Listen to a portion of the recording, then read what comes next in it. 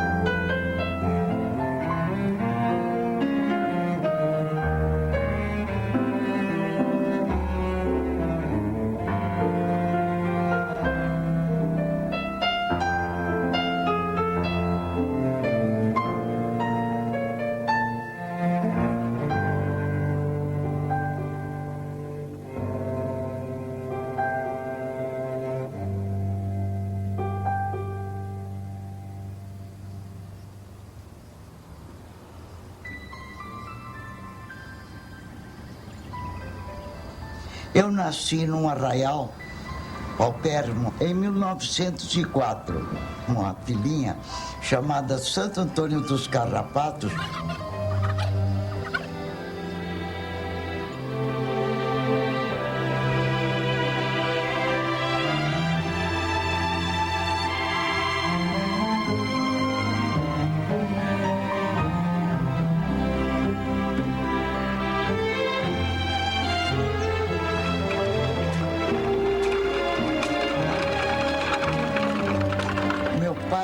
Era plantador de café.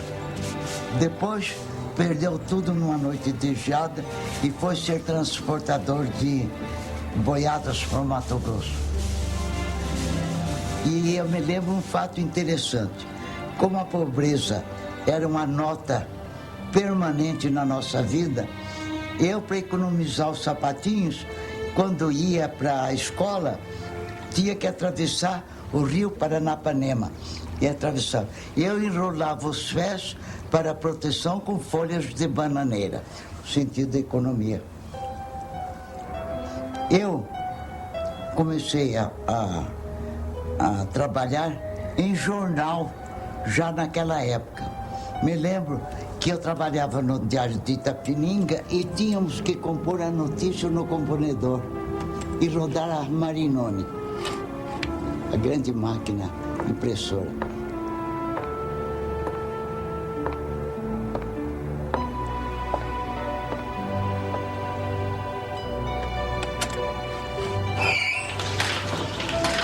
Em Itapetininga eu fiz escola modelo, depois eu fui interna no Mackenzie College em São Paulo.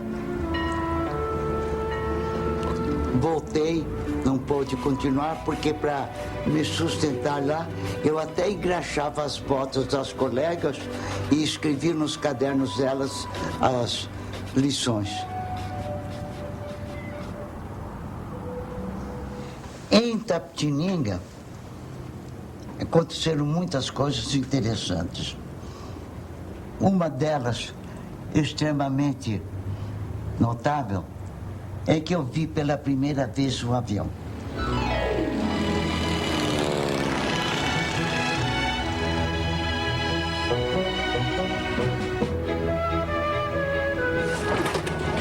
O festeiro do Divino, que é uma festa importantíssima, contratou o aviador para ir lá e fazer shows, voar com passageiros. Quando eu vi o avião, eu fiquei encantada. Ninguém havia jamais visto um avião por aquelas redondezas, só nas grandes capitais da aldeia. E eu me aproximei, o aviador me aproximei. Foi aquele show, não é? E me colei de assistente ou ajudante de ordens do aviador. O resultado, que todo mundo pagava 50 contos, 50 mil réis, para voar, eu fui convidado. Foi um show. Me lembro o avião que eu voei, era um Curtiss Oriole. muito bonito. Então, lá em Itapetininga, tive essa grande experiência. O primeiro voo, o batismo do ar, foi sensacional e calou profundamente nos meus sentimentos.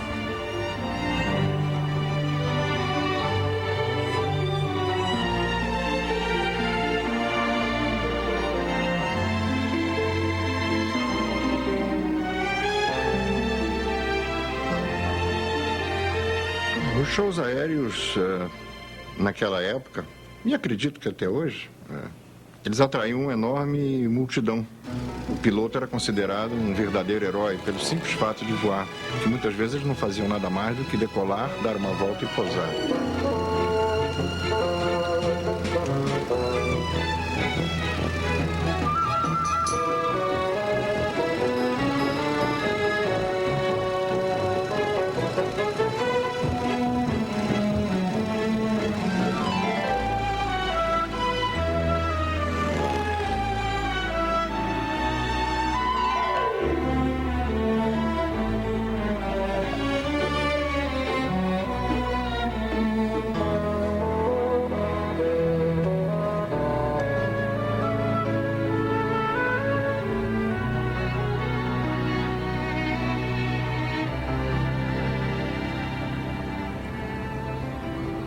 Em 21, eu estava em Itapetininga, porque nós estamos falando de Itapetininga, na escola de farmácia, e ouvi um ronco. Descobri logo que era ronco de avião. E o avião vai simbolizar o que seria, assim, basicamente, a tecnologia mais avançada para a época. E esse amor pelo avião me parece que vai marcar toda a vida, né, de Anésia Machado até os momentos atuais. Era um Caudron G3 com motor Newman Ronde, pilotado por um oficial da Polícia do Paraná, e ele ia transportando o avião de São Paulo para o Paraná. Chamava-se Capitão João Bussi. E à tarde, quando ele foi experimentar o avião, ele me convidou para voar. Olha, eu fui. Esse avião era uma draga estrafalária, esquisita, não tinha jeito de avião, não tinha corpo, não tinha fuzilagem. A parte da empenagem era separada assim, não tinha freios, não tinha ralanti, o motor era rotativo, rodava junto com o hélice e era alimentado com óleo de rícino que esborrifava na gente. Voei, fiquei entusiasmado. Ele me deu o comando lá um pouquinho, fiquei entusiasmada. Quando pousamos, disse assim, por que não aprender a voar? Ele disse, olha, vá para São Paulo, procure este Tenente Reinaldo, do Regimento de Cavalaria da Força Pública, que é como um irmão para mim. Procure por ele e ele lhe ajudará. No dia seguinte, partiu para Paraná.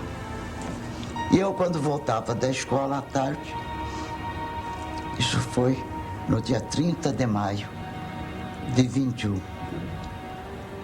A telefonista, quando eu passava, disse, fulana, o aviador morreu. Digo, como? Houve um desastre, ele morreu. Mais tarde eu soube que ele estava sendo trazido para a Santa Casa de Itapetininga. Fui lá. O capitão João Bussi estava na maca ainda, no corredor da Santa Casa, onde tinha sido entregue. Poucos minutos depois, eu enxugava 2 lágrimas que lhe corriam dos olhos. Ele acabava de expirar.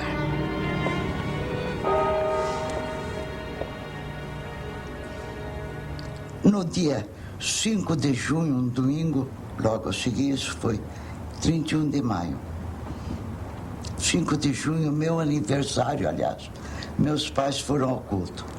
Quando voltaram, eu já tinha vendido todos os meus livros da escola de farmácia. Tinha arranjado 120 mil réis e eu estava decidida a sair de Itapemirim para São Paulo. Quando os pais voltaram do culto, ficaram admirados. Aí iniciei a minha parte da vida em São Paulo, procurando trabalho. Fui ser vendedora de perfumes na Casa MAP. Não é à toa que eu adoro perfume. E fui ser tradutora na Livraria do Pensamento, porque nessa oportunidade eu já trançava mais ou menos bem o meu espanhol.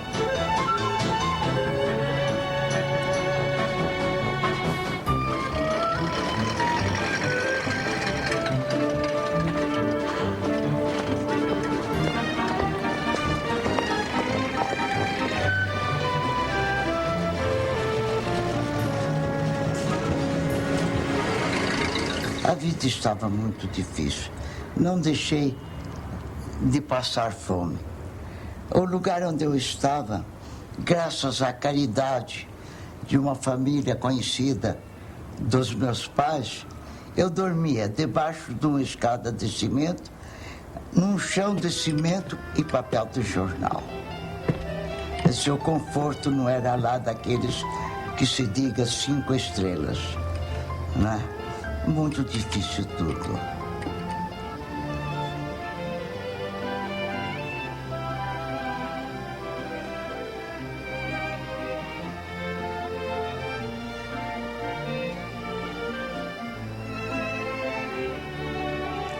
Vale lembrar que o mundo dessa mulher burguesa, ou seja, o imaginário dessa mulher burguesa, é um imaginário absolutamente hidratado pelas heroínas do romance romântico da segunda metade do século XIX, ou seja, as heroínas do José de Alencar, as heroínas do Joaquim Manuel de Macedo.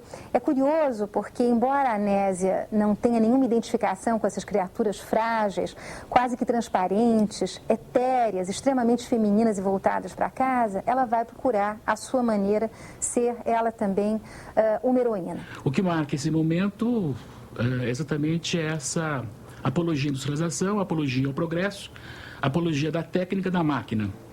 E essa aviadora, ela inicia a sua carreira exatamente nesse momento histórico, dentro desse ambiente de euforia, de grandes expectativas, e o que me parece fundamental, nesse caso, na história dessa mulher, é esse seu interesse pela máquina. Eu tinha combinado com o Tenente Reinaldo para ele ser o meu instrutor. Foi um arranjo que ele conseguiu para ter um patrocinador. Como disse anteriormente, eu não tinha condições, mas vendi a ideia. Depois teremos grandes oportunidades de voar por aí, voando com passageiro, fazendo exibições. E consegui o patrocínio. Não havia escolas, não havia aeroclubes, não havia nada. O avião foi adquirido para eu voar. Assim eu comecei a minha instrução de aviação em 21 de dezembro de 1921. Fiz o meu primeiro voo como instrutor. Nós vamos ver aparecer, nos anos 20 justamente, em que ela começa a voar, uma figura importada da França que é a femme nouvelle, ou seja, a nova mulher.